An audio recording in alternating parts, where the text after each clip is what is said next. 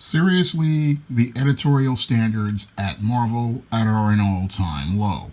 Coming to paperback and e-readers, John Haynes, 1987. Learn lessons about life and teenage love in the 1980s with this coming-of-age John Haynes story. Pre-order your copy of John Haynes, 1987 at online booksellers everywhere. If you're a fan of 80s Marvel Comics, can you tell me what's wrong with this picture? Hi everyone, it's Sean here, and I'm taking another Marvel comic to the barbecue.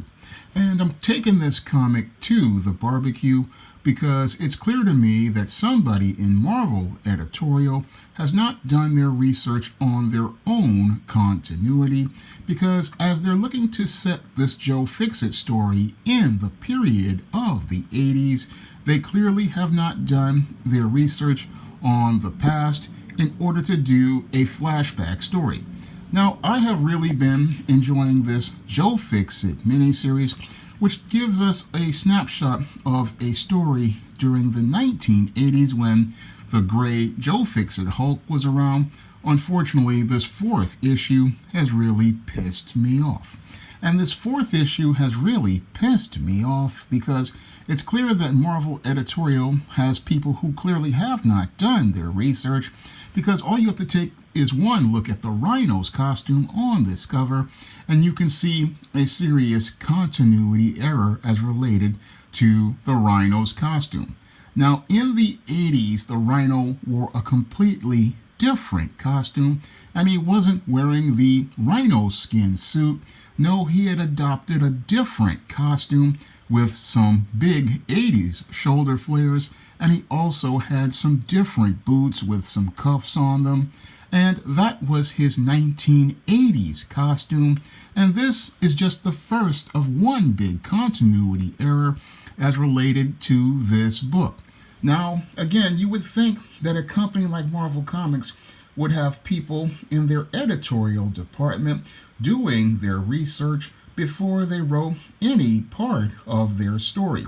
Now, I myself am a publisher, and I know that I have to go out back and read my own stories to make sure I don't make continuity errors just like the one featured on this cover. Because as I was writing a flashback story, John Haynes, 1987, I almost made a mistake before I took a look at a story Easting the Sands of Time, and thankfully I caught that error before I started to do the final edits on John Haynes 1987. And that would have been a big error if I hadn't caught it, but I had to thank God that I was able to catch it, because I wouldn't want my readers to have to deal with the kind of mistake that is featured prominently on a cover, a book set in the past like this. Now, this is one of the first of the continuity errors in this cover, and the next one coming up is further up. And again, you would think with Peter David writing this story and a lot of people, again, in Marvel's editorial, you would think they would have been looking at this error. And this error, again, is an embarrassing one, considering that Peter David is the one that wrote the script for this comic. Now, I want you to take a look at this page right here. And in this page right here, you see Count Nefaria, and we've got Count Nefaria in a book in a time when he is dead, because Count Nefaria was in the Book of the Dead of the official handbook of the Marvel Universe in 1987, about a couple of months before the Grey Hulk made his appearance in the comics, and he was dead for a good 10 years in the Marvel continuity at the time. But we've got Count Nefaria showing up inside of a Marvel comic, even though he is supposed to be dead. And that really shows that Peter David really did not do his research on this time in the Marvel Universe. And this is a major continuity error for this story. And a further continuity error of this story is we've got Whiplash in the background when Mark Scalati was not Whiplash at the time in the 1980s when Joe Fixit was around. No, Mark Scarlatti at the time was Blacklash, and he was wearing the Blacklash costume at the time. So we've got two continuity errors as related to this story, and again, Marvel editorial not coming in and yanking some chains and saying, hey, this doesn't fit into the continuity of the time. You're doing a story set in the past, but the continuity isn't really fitting. You've got a rhino in a costume he wasn't wearing at the time. You've got a dead guy in a book when he's dead for at that time period, and you've got another guy in a costume he and an identity he basically walked away from. And these continuity errors get even worse as we go along, and as the continuity errors go along, we're going to further go into them. You've got not only the rhino still in the wrong suit, we've got one of the most ridiculous panels I've ever seen. You've got Count Nefaria, a guy who has powers on the level of Superman in the Marvel Universe, and he's carrying a gun. Really? Really, Marvel? Really, Peter David? I mean, this is a disaster all around. This is just a disastrous issue overall. And again, this last panel is absolutely ridiculous.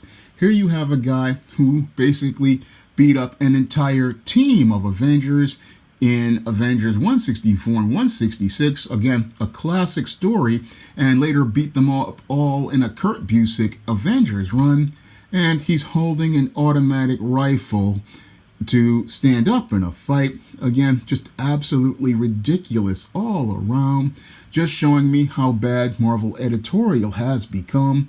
Even with a prominent writer like Peter David, they've made a complete mess. I mean, you've got Nefaria holding an automatic rifle. Again, a guy with the powers that are up there with Superman, and one of the most powerful characters in the Marvel Universe. He's holding an automatic rifle, and it's just an absolutely stupid panel. And you've got Count Nefaria, again, guy who is dead at the time. Back in the comic, you've got Rhino, again, in a costume that he wasn't wearing at the time. And again, just an absolutely embarrassing issue all around as related to Marvel Comics editorial. You're doing a story set in the past, and all of the continuity errors show me an editorial that does not know their characters. And it's even more embarrassing. You've got Peter David, who doesn't know his characters, doesn't know his story, hasn't done his research. I mean, this is just an all-round embarrassment of a comic. Again, I like the idea of flashing back to Joe Fixit in Vegas. That was a great run of Hulk comics. But this book right here is an embarrassment. And it's an embarrassment all around because, again, when you look at this comic, and you look at the panels of it all around, again, this panel right here just is the most embarrassing one for Marvel Comics. I mean, this right here, you just have to look at it and shake your head, because this panel it shows me the standards that Marvel have fallen to an all-time low, and it just shows me how bad the editorial is at Marvel Comics. I mean, this just is absolutely ridiculous, and it really pains me to see these characters being ruined like this. I mean, this is just absolutely bad writing all around. Peter David writing fan fiction, making his own story. Now, if this was set in an alternate Marvel universe, I could understand, but this is supposed to be one of those stories set in the side of the canon of that time, and you would think he would have understood the details all around.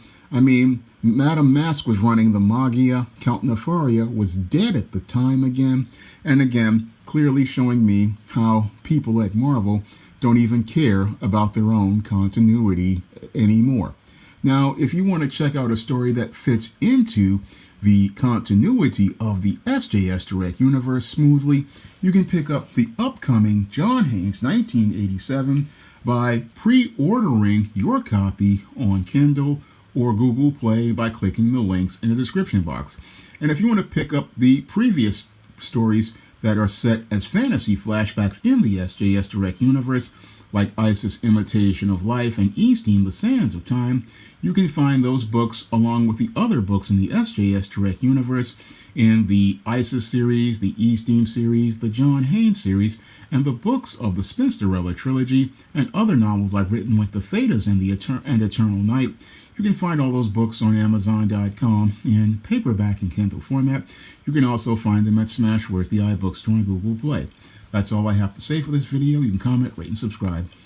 Now available in paperback and Kindle Unlimited, E-Steam The Sands of Time. It's action and adventure in ancient Egypt in this terrific teen time travel romance.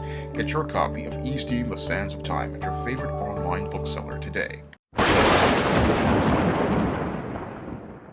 Now available in paperback and e-readers, John Haynes, Godbreaker.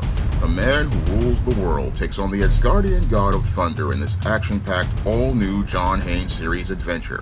Get your copy of John Haynes, Godbreaker in paperback and e-readers at online booksellers everywhere.